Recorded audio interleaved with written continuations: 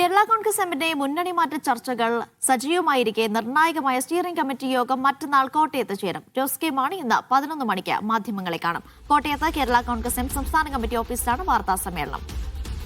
ജോസി ബാബു വിവരങ്ങൾ നൽകാൻ ചേരുന്നു. ജോസി, കേരള കോൺഗ്രസ് എമ്മിന്റെ മുന്നണി മാറ്റ ചർച്ചകൾ സജീവമാണ്. ഇന്നലെ ജോസ് കെ മാണിയുടെ ഫേസ്ബുക്ക് പോസ്റ്റ് അത് വിവാദങ്ങൾക്കും ചർച്ചകൾക്കും ഒക്കെ വഴിവെച്ചിരുന്നു. അതുകൊണ്ട് തന്നെ ഇന്ന് അക്കാര്യത്തിലൊക്കെ ഒരു വ്യക്തത ഉണ്ടാകുമെന്ന് പ്രതീക്ഷിക്കാം, അല്ലേ?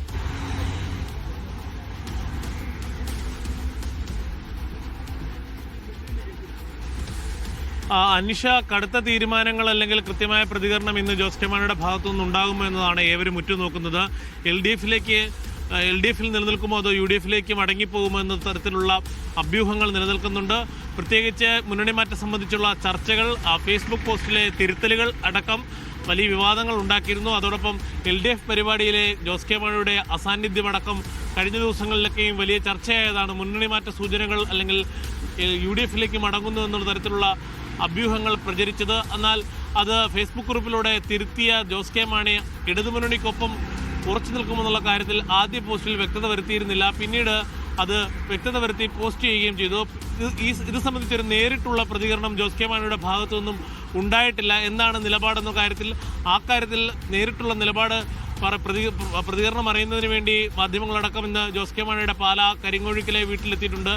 ഞാൻ ഉൾപ്പെടെയുള്ള നമ്മളുടെ മാധ്യമപ്രവർത്തകർ അദ്ദേഹത്തോട് നേരിട്ട് പ്രതികരണം തേടിയപ്പോഴാണ് കോട്ടയത്ത് പാർട്ടി ഓഫീസിൽ 11:30 മാധ്യമപ്രവർത്തകരെ കാണാമെന്നുള്ള അറിയിപ്പ് ഇപ്പോൾ ഔദ്യോഗികമായി കേരള കോൺഗ്രസ് ജോസ് മാണി വിഭാഗം മീഡിയ വിഭാഗം അറിയിച്ചിരിക്കുന്നത്. എന്തായാലും എന്താണ് ജോസ് കെ മാണി ഈ വാർത്താ സമ്മേളനത്തിൽ പറയാൻ പോകുന്നത്, എന്ത് നിലപാടായിരിക്കും തൻ്റെ പ്രതികരണമായി വരിക എന്നുള്ളതാണ് ഏവരും ഉറ്റുനോക്കുന്നത്. ഇത് രാഷ്ട്രീയ കേരളത്തെ സംബന്ധിച്ചൊരു നിർണായകമായ രാഷ്ട്രീയ കൂടുമാറ്റമാണോ തീരുമാനമാണോ എന്നുള്ളത് കാര്യമാണ് ഏവരും ഉറ്റുനോക്കുന്നത്. എന്തായാലും കഴിഞ്ഞ ദിവസങ്ങളിൽ വിദേശത്തായിരുന്ന ജോസ് കെ മാണി അതുകൊണ്ടാണ് ഈ LDF പരിപാടികളിൽ പങ്കെടുക്കാത്തതെന്നായിരുന്നു അറിയിച്ചിരുന്നത്. ഇന്നലെ വൈകിട്ടാണ് അദ്ദേഹം കേരളത്തിലേക്ക് തിരികെ എത്തിയത്.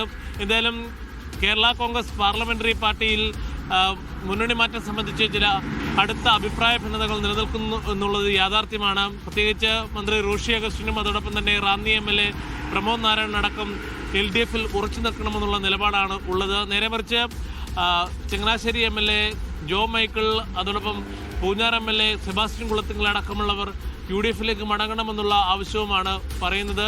N ജയരാജിന്റെ നിലപാടും ഇതിൽ നിർണായകമാണ്. ജയരാജ് ഇക്കാര്യത്തിൽ മനസ്സ് പൂർണ്ണമായും തുറന്നിട്ടുമില്ല. ഈ ഒരു ഘട്ടത്തിലാണ് സ്റ്റിയറിംഗ് കമ്മിറ്റി യോഗം മറ്റന്നാൾ ചേരുന്നത്. അതിന് മുന്നോടിയായാണ് ഇന്നപ്പോൾ അദ്ദേഹം 11:30 കോട്ടയത്ത് പാർട്ടി സംസ്ഥാന കമ്മിറ്റി ഓഫീസിൽ മാധ്യമങ്ങളെ കാണുക. അനീഷ. ശരി, ജോസി ബാബു ആണ് വിവരങ്ങൾ നൽകി.